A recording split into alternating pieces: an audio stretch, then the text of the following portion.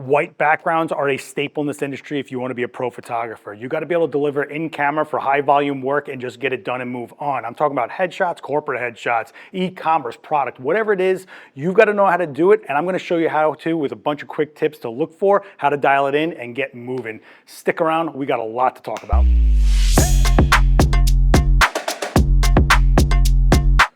Hey, what's going on, everyone? My name is Seth Miranda here for Professional Photographers of America. I got my girl Ashley with me today. Boop. And we're gonna do some white backgrounds. And there's infinite ways to do a white background, and there's a lot of things to look out for. And you might even like some of the things that happen when it's not done like super properly or dialed in, but at least you'll know how to do them if you want and how to get rid of them if you don't want, which is usually always, especially if you're doing it for a client. The thing about a white background is it needs to be white. And that means it's got to be even. That means your corners can't be sort of gray. If it's going to be a white headshot for Ashley selling me a house today, I mean, look at this. Nah, she's a great hairstylist, and she's going to need headshots for things like speaking engagements and whatever else for her own salon, right? So this is a good thing set up for her, and it's a plug and play thing for most people that need headshots.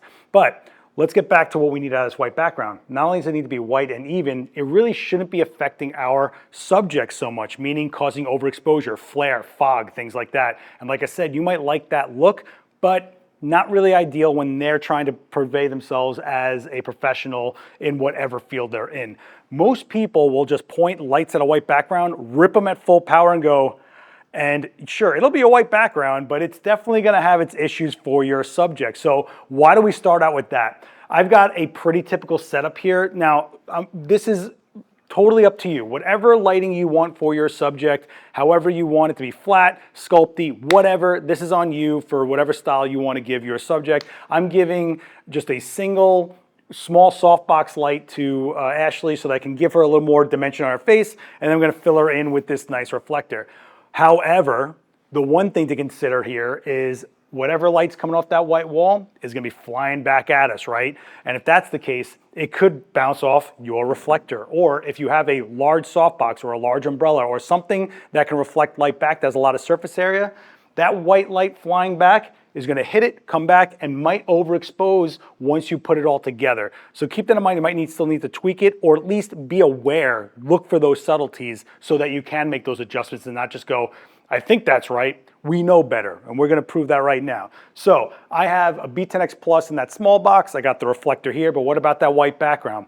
Well, for this first setup, we're gonna do two lights. I have B10X Pluses in the back here, and they're on either side of her, equal distance. I just have this one behind a V flat, and this one light is going to be pointed into the corner, not directly in the center. You really don't want to have both of your lights hitting the center like this. What you want is them crisscrossing so that the area of the circle of light that's kind of dying off, inverse square, goes over the other one, and that's what creates the even. Two circles going like this, like a Venn diagram, I think. Is that what they call it? I think so, right? But that'll give you your best shot at being even. Also, if it's reflecting at an angle instead of straight back, you have less of a chance of it coming right back and going right over Ashley's shoulder, creating rim lights on her jaw, which you might not want. Again, you might want those, but we're gonna do it in this one scenario this way. But to minimize any reflection going back, it's better to not be on a perfect straight on axis with your subject. So corner, and then this one behind this V flat is going to corner. Now what's up with these V flats? Well, they're doing two things. One, they're kind of blocking the overspill of the strobe hitting Ashley this way. They're flags in this situation. They're also giving me more of a fighting chance because the other side of the V flat is white. So any residual light is just getting thrown back at that white wall instead of just going anywhere and dying off. So it's kind of like a double action there. The other thing it's doing is Ashley's got such prominent features. I mean, look at this jaw, look at his jawline. It's kind of acting a little bit as a negative fill. If I wanted to use a tighter light source or a tighter light source farther away and really drag out some shadows, I can do that. But the reality is that we're giving Ashley her own zone, right? That's one zone, this is another zone, and they shouldn't really interact with each other, even though they probably are. I'm in an all-white studio, white ceiling, white floor, light is flying around. So let's start off with the scenario that I just said that most people are gonna be doing, cranking their lights up to 11 and just ripping it and see what we get. I don't know. Before we get into the white background though, let's get a TTL exposure on Ashley, right? So I'm gonna walk this in pretty tight. You can see that this setup is pretty tight for her. You can open it up. You also have the ability to like fine tune your V-flats so that they're closer or more narrow, and that will affect some of the negative fill that's going on there. But for this situation, I'm just gonna keep it in between. How about that? We'll stick with that. So,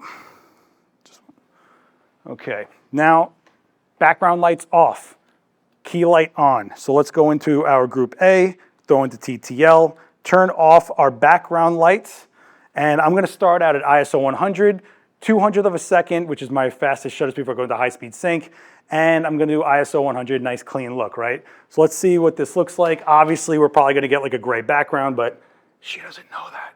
Let's put on this modeling light so we can see Ashley a little bit. Beautiful, and look at me, beautiful. Let's take a look. All right, that's Ashley. Done. No, really.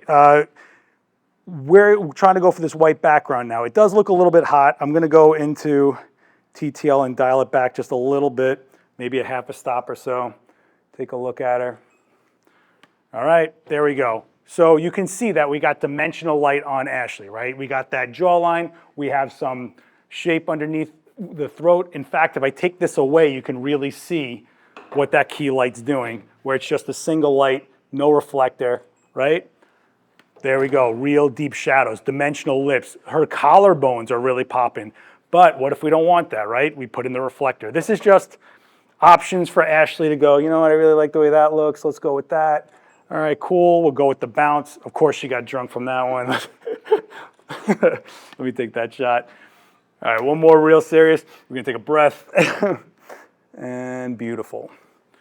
All right, not a bad starting point. I mean, look at that, real clean. We have detail all over her skin, beautiful, beautiful. The colors look nice and rich. They're not washed out from an overexposure or anything like that. Cool. So now I know that my TTL is F8, is set. I'm gonna turn that light off.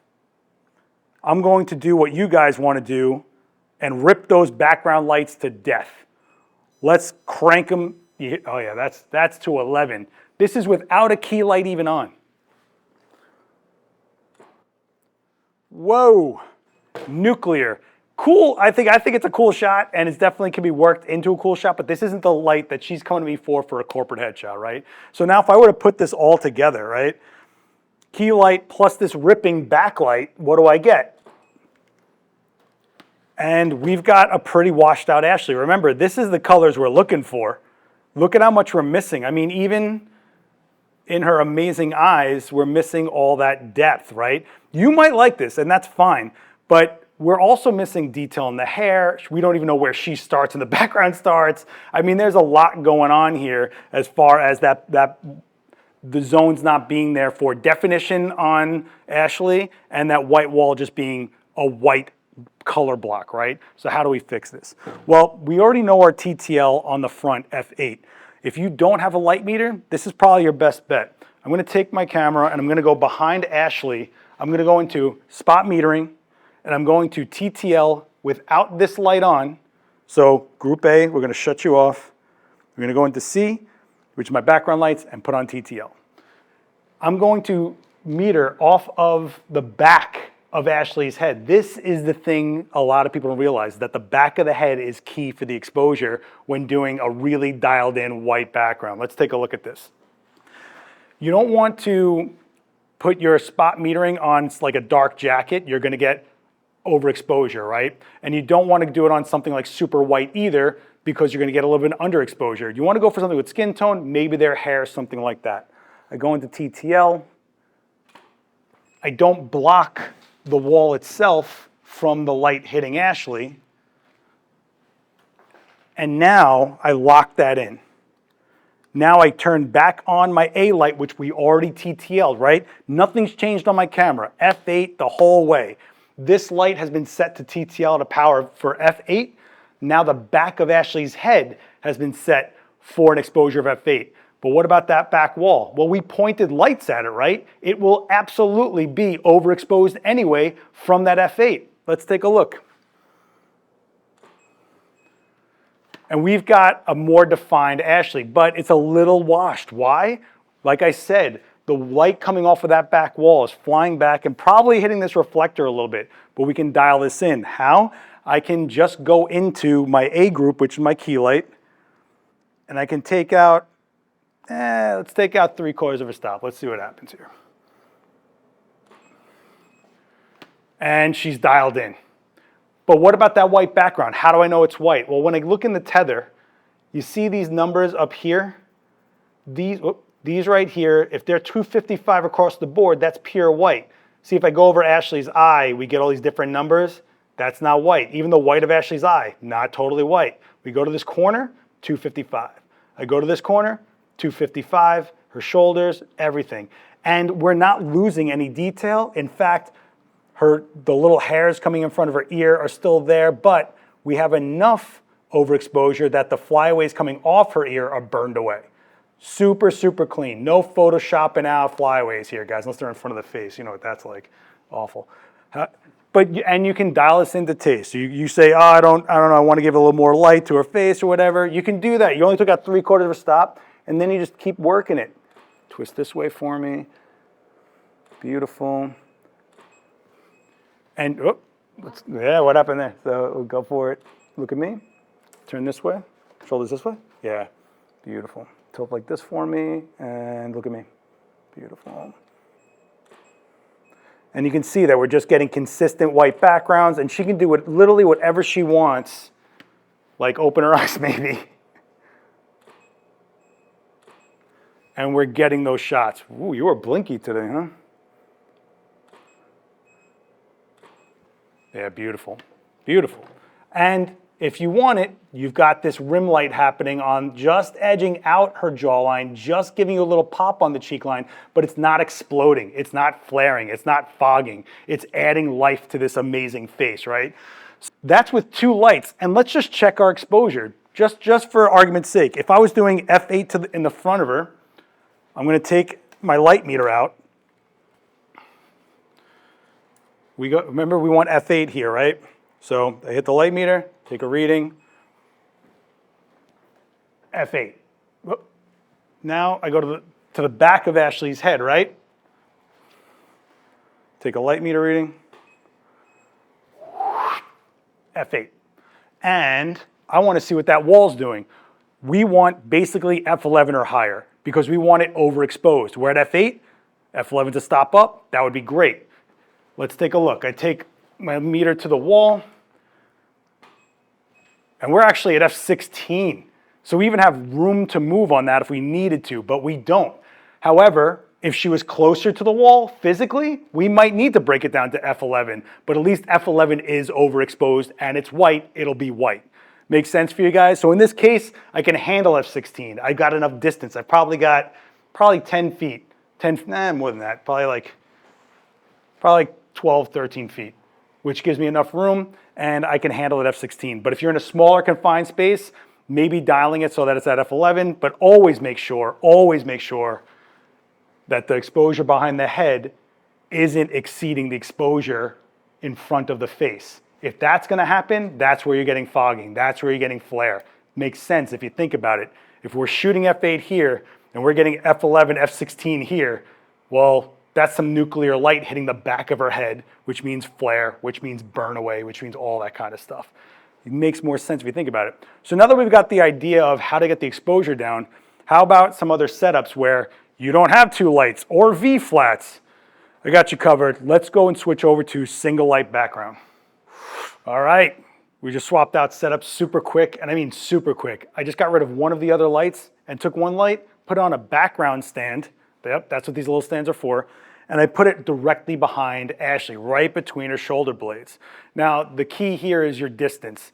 I kept it the same distance as I had the 2 lights set up because I already knew where I was going with this. But if you're not, one of the things I like to do as a rule of thumb is 25% of the way off their back, 75% of the way to the wall. And the reason I say that is because you want to worry about how much the light spreads. If it's too close to the wall, yeah, you'll get more power out of it, but it's going to be a dot.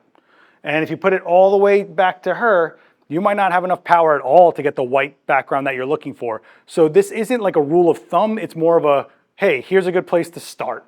And just like anything else, you have to know what you're looking for to then finesse it. But you can see here, we're looking at, 3 feet here and about, 8 feet here. So that's kind of what I said, one quarter of the way or whatever.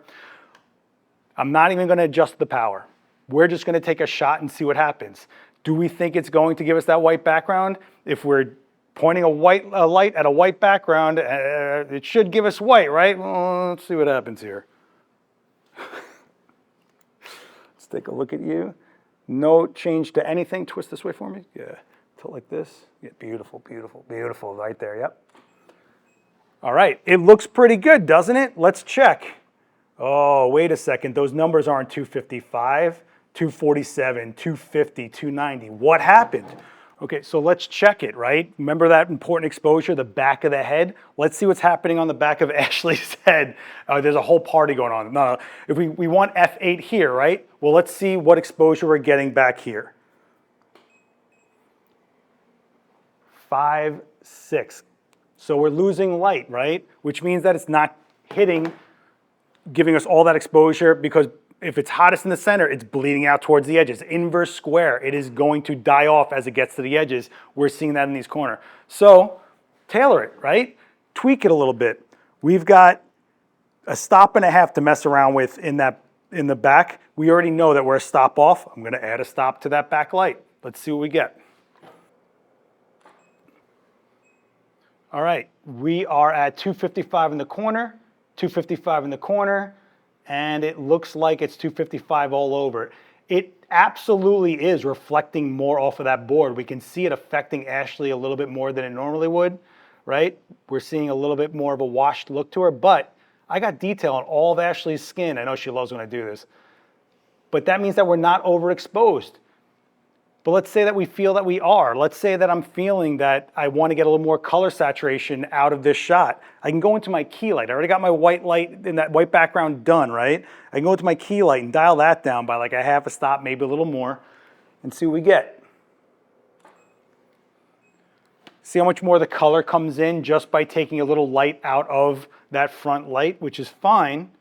In fact, why don't we take a look at what we get for an exposure on that front light now?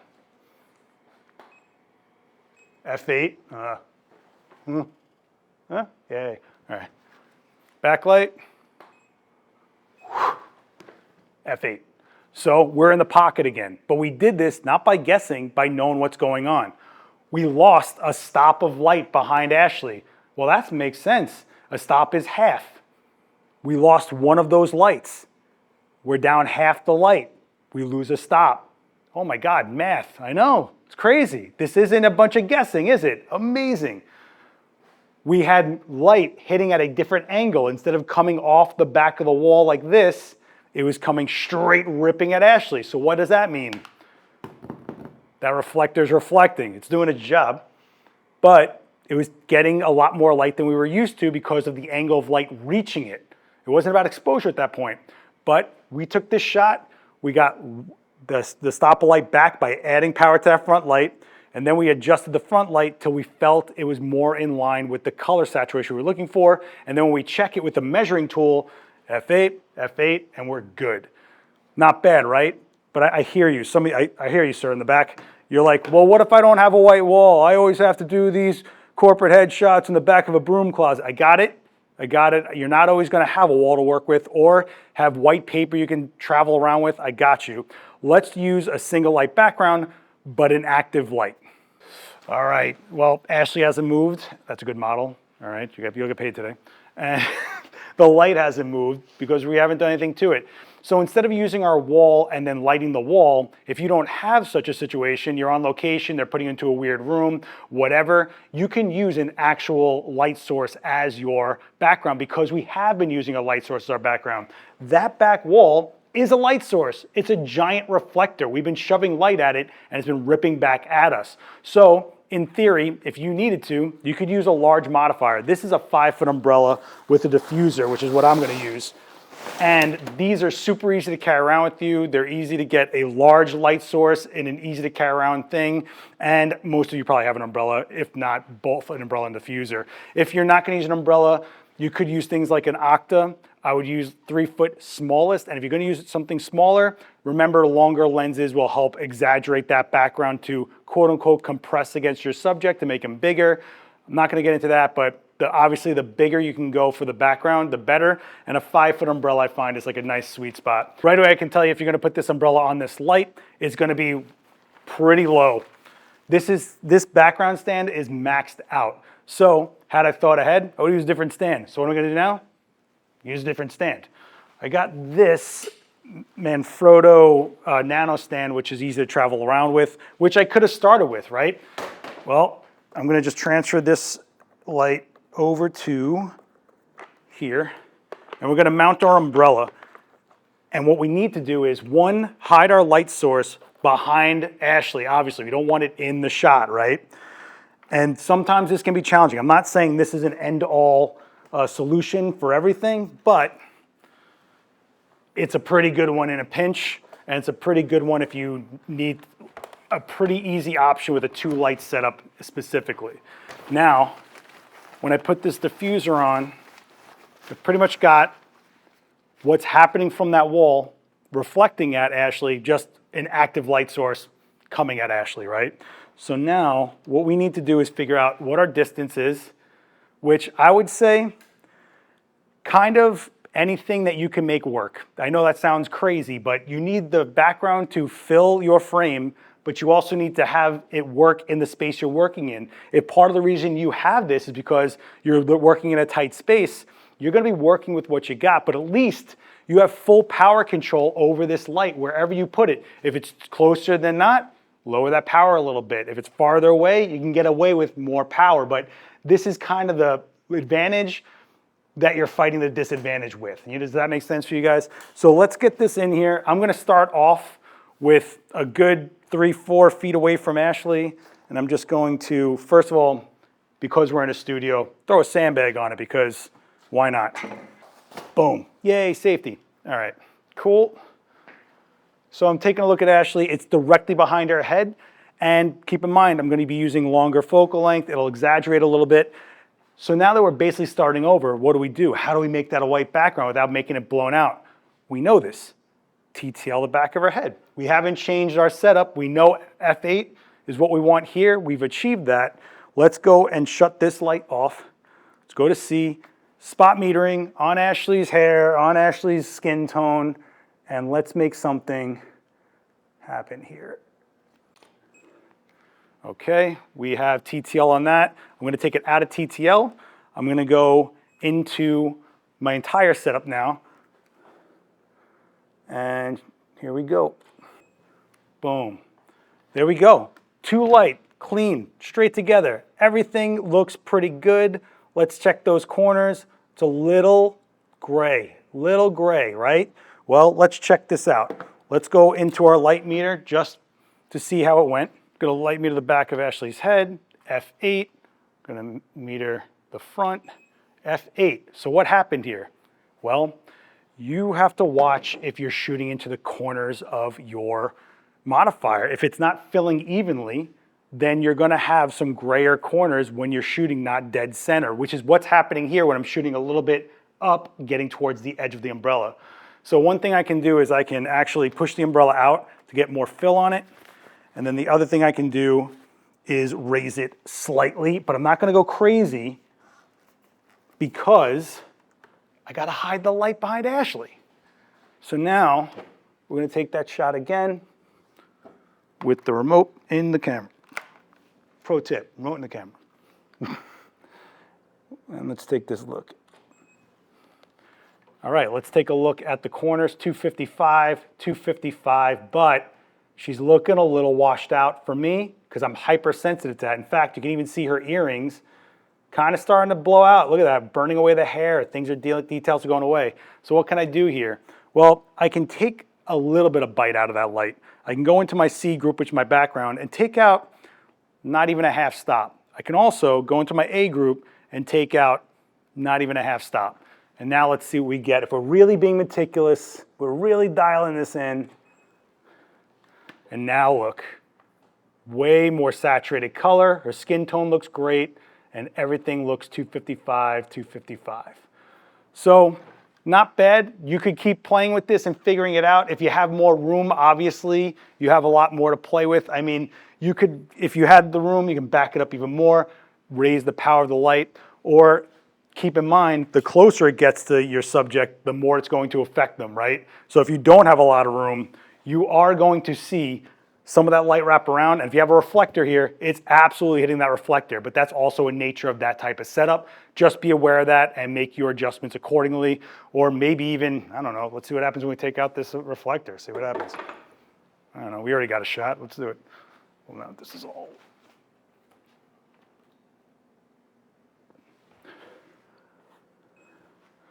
And you can, wow, that really dropped off. Yeah, I'm a favor of I think the reflector is a better decision to have in here than not. So then that, in my opinion, would be a moment where I would work with the exposure more to get it dialed in rather than take away the reflector. But we tried it, right? So let's give it one more last shot and call it. And there she is in all her white background glory. And because you're using a directional light source, we got that nice rim light hitting these incredible cheekbones that she's got going on. Real nice, real easy, too light, umbrella, piece of foam core, and Ashley. You can do it, you know? I know this was a long one, but I really wanted to make like a pretty dialed in video about how to get yourself in the headspace of a proper white background. If you wanted things like fog, bleed, flare, whatever, now you know what would cause that, and you can make decisions to get there on purpose and make that effect happen if that's what you want creatively. But professionally, commercially, dialing it in, doing high volume work, making sure it's done right there and you move on, this is really where you want to tighten up your game. So I hope this was helpful. I want to thank Ashley for hanging out with me today. It was a long one, I know. But she's going to sell a house after this, watch. Anyway, hit me with a comment down below. Let me know if any of this was a little confusing. I'll do my best to answer you guys. Don't forget to hit like and hit subscribe on this channel. There's a lot of resources here for free from a lot of great photographers, from business advice, technique, and more. Hit subscribe and the bell so you're notified when they post those videos. And hopefully I will see you next time, maybe at imaging. Later, guys.